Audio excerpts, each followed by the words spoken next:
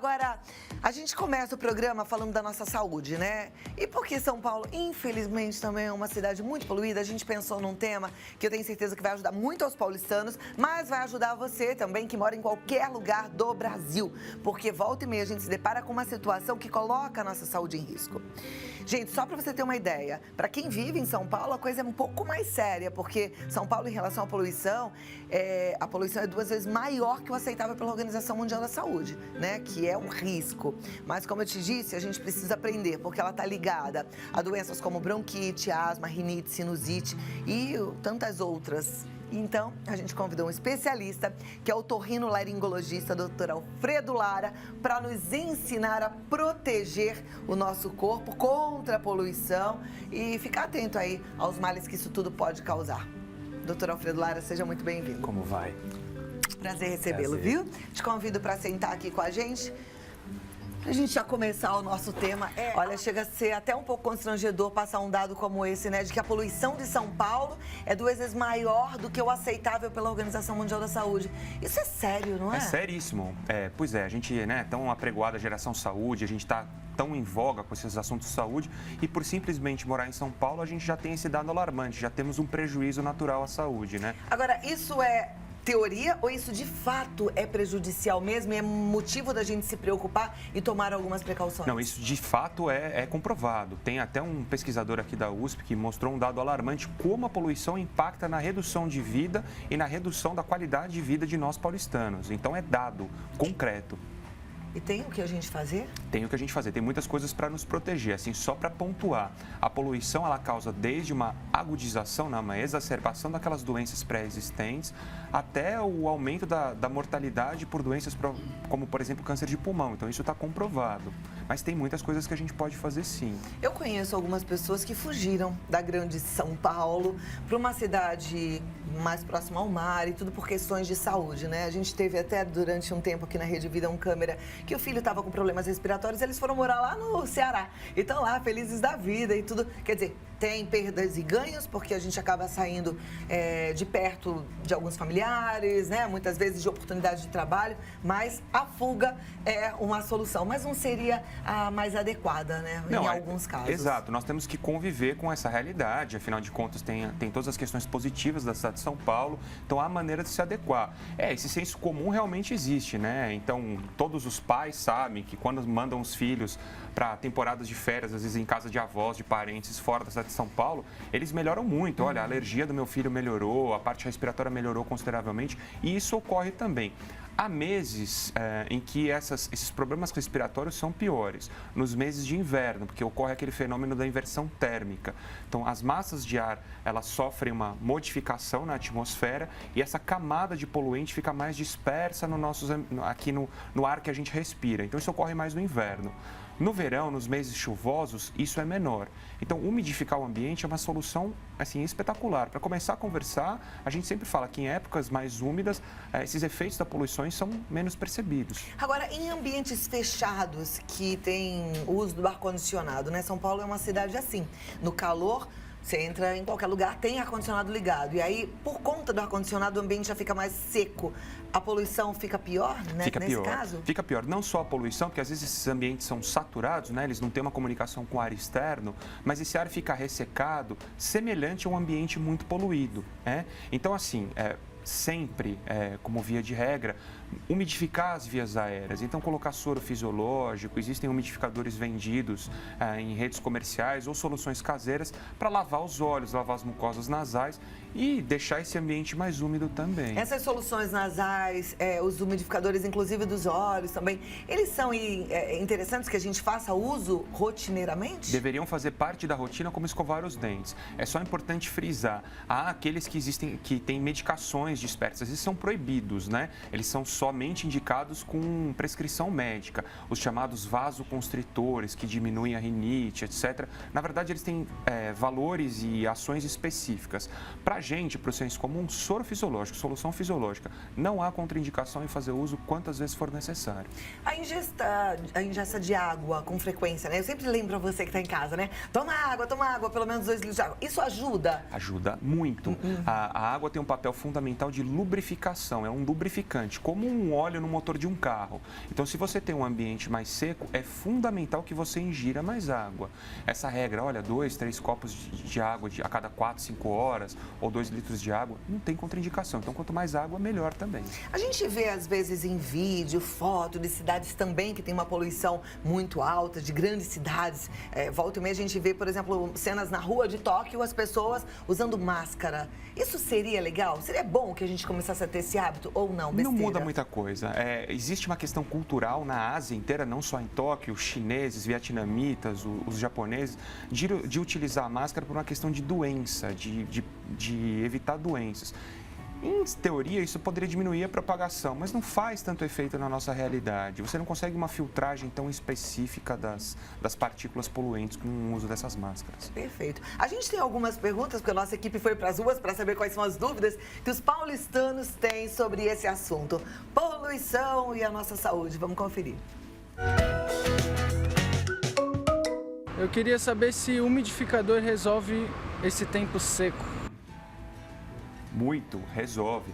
Tem até uma normativa da Organização Mundial de Saúde mostrando que o ar que a gente respira tem que ter um certo nível de umidade para ser melhor, que é superior a 60%.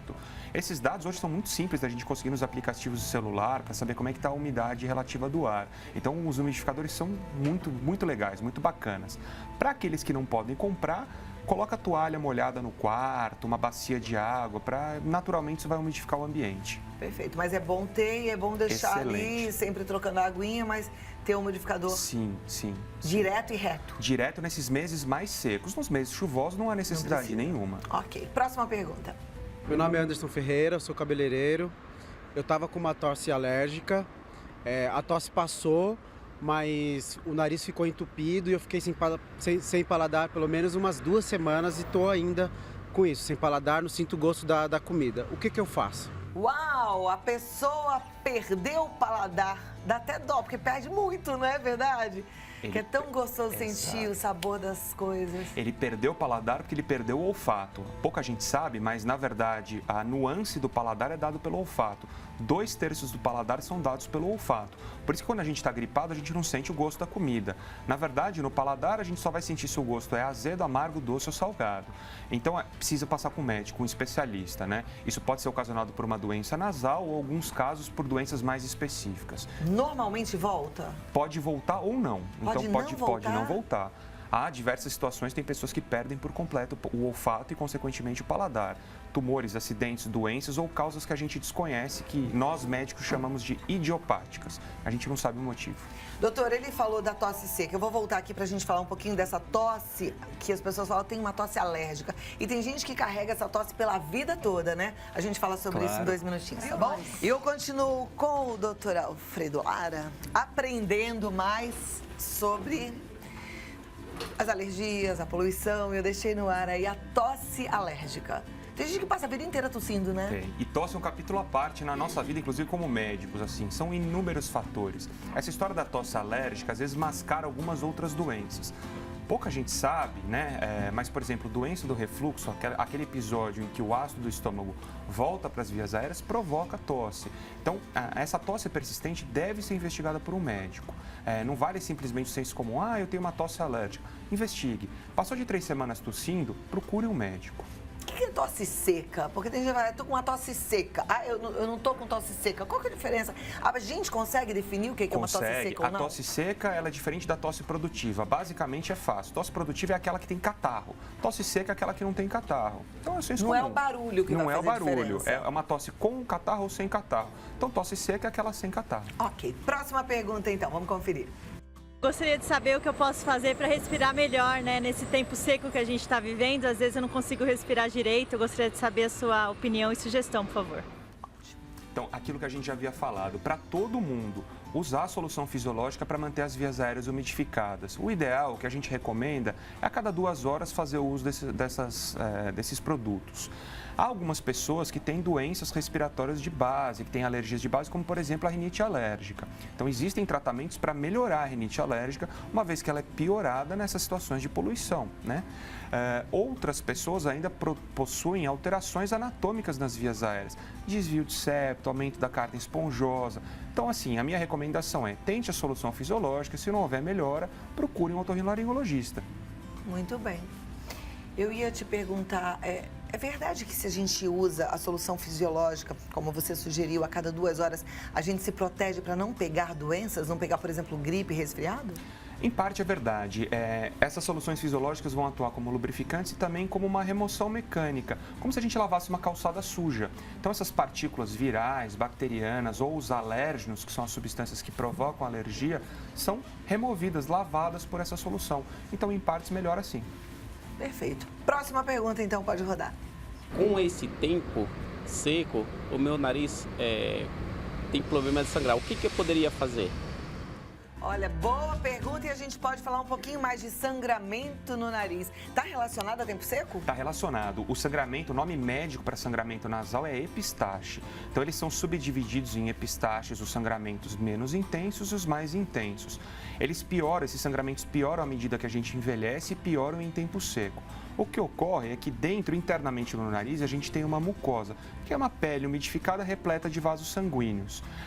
E o ar vai passando de maneira acelerada. Se o tempo está seco, é mais fácil remover essa umidade natural da mucosa e esses vasos estão muito superficiais, se rompem e sangram.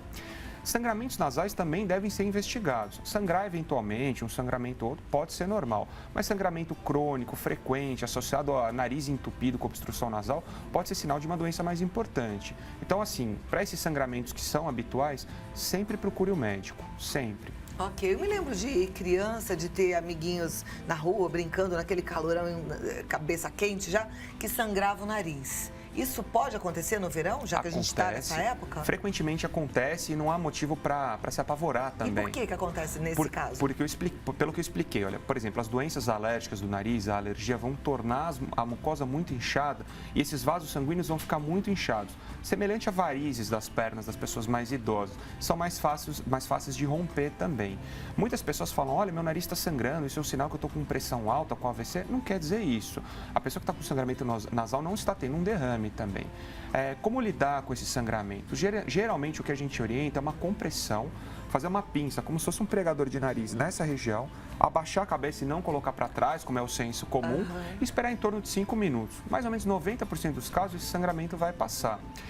Os sangramentos mais persistentes, existem produtos preparados, aquelas soluções vasoconstritoras que eu havia comentado, que às vezes são utilizados para tratar rinite alérgica, que podem amenizar isso, mas se o sangramento persistir, procurar o médico. Olha lá, hein? Prestar atenção, porque é muito comum mesmo que as mães então falam assim, cabeça para cima, vai. Aí fica segura até o nariz, mas com a cabeça para trás. Não é.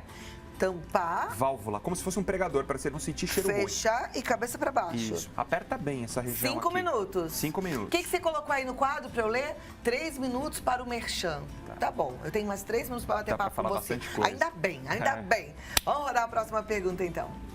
Eu tenho sinusite, rinite, e o meu médico falou para eu parar com chocolate. Eu queria saber por quê. Rinite e sinusite tem relação com chocolate? Não, existem algumas rinites alimentares, mas não que não contraindicam o uso de chocolate. Mas assim, chocolate tem leite. O leite não pode ser um prejudicial? Em criança, em alguns casos, o leite pode predispor a doenças inflamatórias e respiratórias, mas você tem que fazer um teste alérgico para detectar isso, tá? Então, para o senso comum, não pare. Faça um teste alérgico, procure um médico e faça um teste alérgico. Legal. Próxima pergunta. Gostaria de saber o que é preciso fazer para parar com a coriza nesse tempo tão seco. Ai, coriza. Coriza tem a ver com tempo seco, mas só com tempo seco? Não, tem a ver com inflamação do nariz. Então, qualquer inflamação do nariz vai produzir coriza, que é uma maneira que o nariz tem de se proteger, né? Se a inflamação ocorre por um motivo não infeccioso, por exemplo, um motivo alérgico, ela passa a ser uma coisa desagradável. Então, o importante é identificar por que essa coriza está acontecendo. Ele está com uma infecção, ele tem um processo alérgico, ele tem um corpo estranho no nariz, existe tratamento, a gente trata a causa de base e a coriza naturalmente melhora. Mas também evite a automedicação, procure um especialista. Ok. Quando é sinal de inflamação, a coriza, ela muda de cor? A coriza que é transparente, ela pode ser inflamação? Uma infecção é uma inflamação também, mas que tem contaminação por um micro-organismo. Então, inflamação é definido na medicina como uma situação que vai levar a inchaço, calor, rubor, né, que é o vermelhidão, e produção de muco. Qualquer doença inflamatória, alergia, uma infecção vai produzir coriza. Na infecção, ela muda de cor. não necessariamente a mudança de cor indica que essa pessoa tem que tomar antibiótico também. Isso é outra coisa importante. Você tem doenças virais, você pode ter o catarro esverdeado e o antibiótico não vai servir para nada, tá? Ai, a gente vai aprendendo, né? E é bom a gente trazer sempre um especialista aqui para aprender sobre a nossa saúde, aprender a cuidar melhor do nosso corpo. Muito obrigada, doutor Alfredo. Ele está no dralfredolara@hotmail.com, no Instagram dralfredolara. Você pode seguir lá, porque tem mais informações para você. Obrigada. Obrigado. E até a próxima, viu? Prazer em recebê-lo.